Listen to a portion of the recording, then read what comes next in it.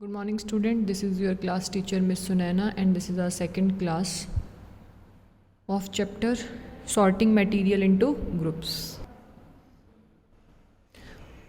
So student, this is your milestone 1. We already discussed about the materials which are transparent, which are opaque, which are soft, which are hard. Now we will discuss about the solid, liquid and gases. Material can be grouped on the basis of whether the object is solid state, liquid state और gaseous state. Means आप क्या करते हो, किसी भी object को देख के बस जैसे आप बोल सकते हो कि मैम ये पेन सॉलिड है, मैम ये टेबल सॉलिड है, तो आपका क्या होगा, एक होता है लिक्विड फॉर्म, लिक्विड से आपका वाटर, जूस वगैरह, और एक होती है आपकी third form which is gas, जो कि हमारी एयर में प्रेजेंट होती है ना, gas. So how can you differentiate them? Retain a fixed volume and fixed shape, rigid particle locked into places. मतलब क्या होगा बच्चे, आपका जो सॉलिड होता है, सॉलिड में क्या होता है, वॉल्यूम फिक्स रहता है और उसकी शेप भी क्या रहती है, फिक्स रहती है. वो रिजिड होगा यानी कि हार्ड होगा. पार्टिकल्स क्या होंगे, बहुत पास पैक होते हैं. अब देखो इसको ध्यान से, क्या मैं इसको अगर यहाँ से प्रेस करूँ, क्या इसकी शेप चेंज होगी बच्चे? नहीं होगी इसकी shape change. That means it is a solid. Liquid में बच्चे क्या है, the shape of the part of the container which is occupied, particles can move, slide past one another. Liquid में शेप कभी भी फिक्स नहीं होती. जैसे आप लिक्विड को बॉटल में डालोगे तो वो बॉटल जैसा हो जाएगा, अगर आप उसे ग्लास में डालेंगे तो वो ग्लास जैसी शेप ले लेगा. तो लिक्विड में शेप फिक्स नहीं होती है लेकिन उसकी वॉल्यूम फिक्स रहती है.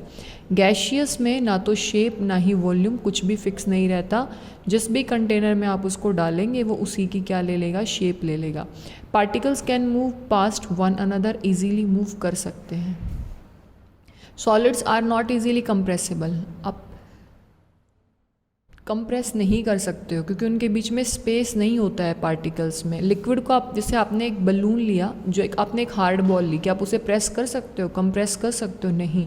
लेकिन अगर आप एक बलून ले जिसके अंदर पानी भरा हुआ हो, लिक्विड भरा हुआ हो, आप उसको प्रेस करेंगे इस तरीके से तो वो ईजिली प्रेसेबल है ना बच्चे, तो उसमें फ्री स्पेस होता है.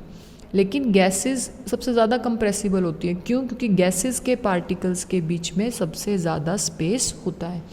सॉलिड की चीज़ें कभी फ़्लो नहीं करती. ऐसा हुआ है कभी कि आपने देखा हो कि ये पेन अपने आप से फ़्लो कर गया, मतलब ये पेन अपने आप से हवा में उड़ने लग गया? नहीं होता. तो पार्टिकल्स फ़्लो नहीं करते हैं सॉलिड्स में. लिक्विड्स फ़्लो करते हैं. कैसे? आपने जब टैप ऑन करते हो, टैप कभी फ़्लो करती है? नहीं. लेकिन टैप के अंदर से पानी फ़्लो ज़रूर कर सकता है. कर सकता है ना पानी फ़्लो टैप के अंदर से. तो लिक्विड ईजीली फ़्लो कर सकते हैं. और गैसेज, अब देखो एयर के अंदर क्या है, बहुत सारी गैसेज है और गैस फ्लो कर रही है ना बच्चे, दैट मीन्स गैस भी इजीली क्या कर सकती हैं, फ्लो कर सकती हैं. तो देखिए, अब आपको माइलस्टोन 1 मैंने होमवर्क में दिया था कि आपको इसमें से फाइंड आउट करना है बच्चे. नॉट अ बिग डील, आप इजीली कर सकते हैं. How will you determine the hardness of object? आप हार्डनेस को कैसे डिटरमाइन करेंगे भाई? आप उसे क्या कर सकते हो, material that can be easily pressed और कंप्रेस्ड. ठीक है, जैसे मैं आपको दोबारा बता देती हूँ. Hardness, material that can be easily pressed और compressed are known as hard. Most of the material are hard in nature. This is the hardness of a substance. ठीक है, ये आपको क्वेश्चन आंसर्स खुद फाइंड आउट करने हैं बच्चे और नोटबुक में लिख कर मुझे सेंड करना है. If we can see through an object, does it mean it is transparent? Justify your answer.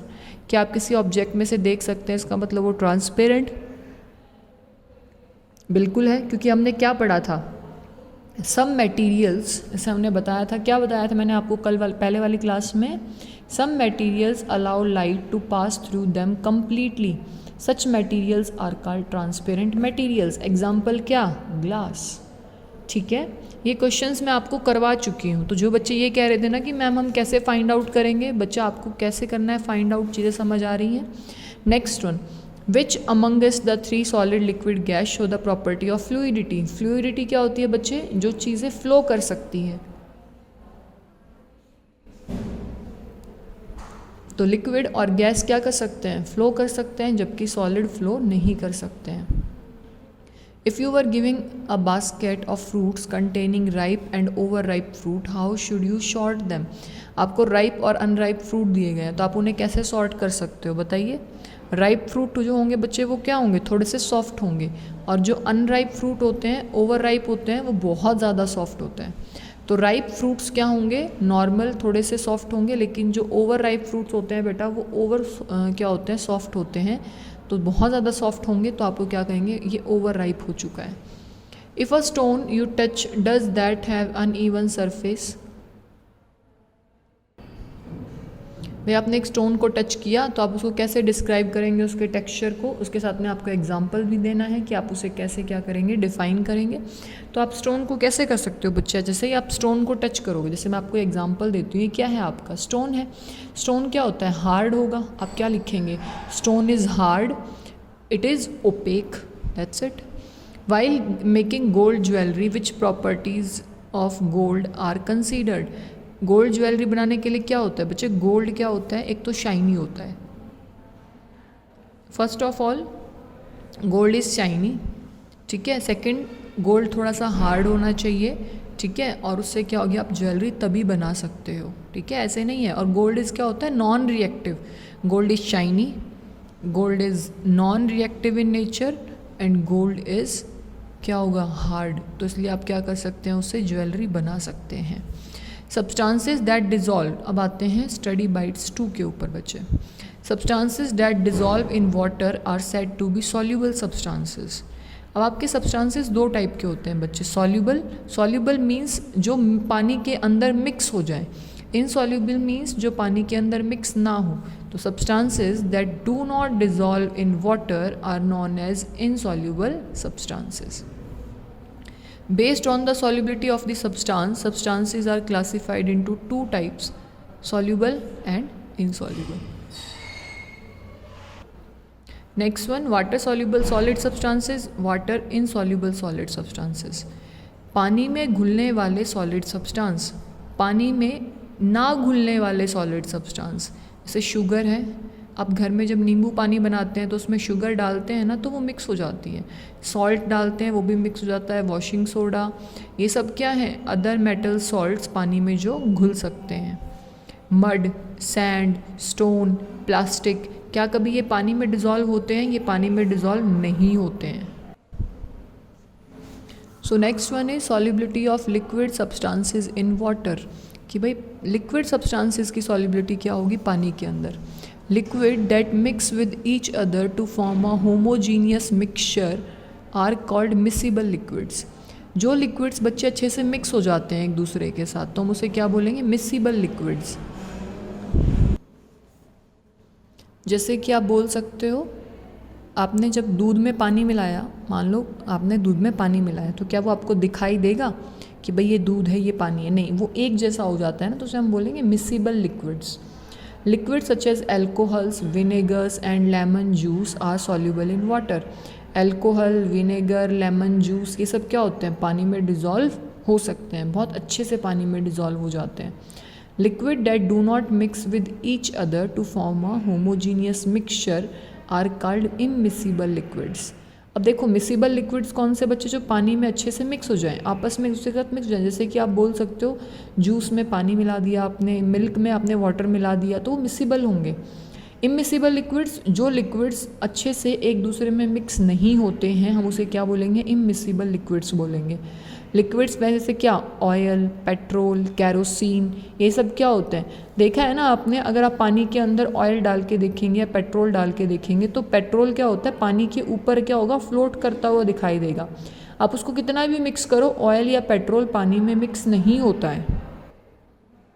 तो अगर वो पानी में मिक्स नहीं होते हैं आपस में अच्छे से, तो वो क्या होंगे, immiscible liquids.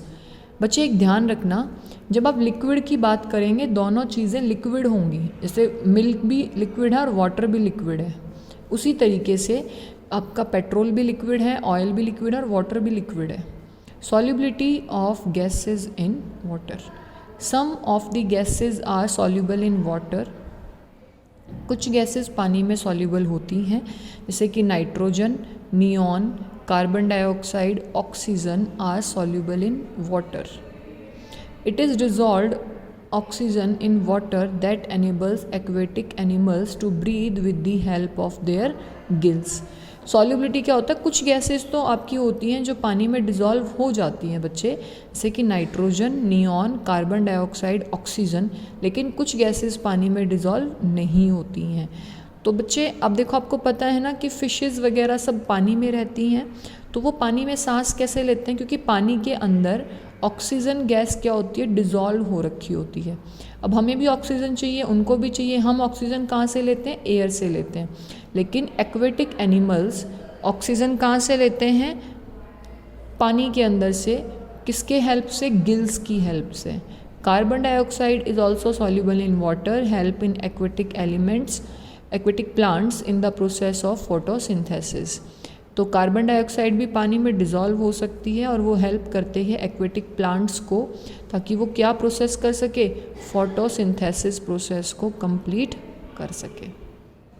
And what do mean by photosynthesis बच्चे, जब प्लांट्स, फोटोसिंथेसिस मीन्स जब प्लांट अपना खाना खुद प्रिपेयर करते हैं, the tendency of plants to make their own food. इसे हम क्या बोलेंगे बच्चे, इसे हम बोलेंगे क्या, photosynthesis. That's all we for done today. आपको माइलस्टोन 1 अपनी नोटबुक में कंप्लीट करना है, मुझे पिक भेजनी है, और कल हम करेंगे फ्लोटेशन से, और माइलस्टोन 2 के क्वेश्चन आंसर्स भी आपको फाइंड आउट करने हैं। लेकिन ये आप तब नोटबुक में लिखेंगे जब मैं कल इनको डिस्कस करूँगी नेक्स्ट वीडियो में। टिल देन सिर्फ माइलस्टोन 1 कंप्लीट कीजिए, मैंने आपको बता दिया है, और मुझे पिक्चर्स भेजिए अपने होमवर्क की।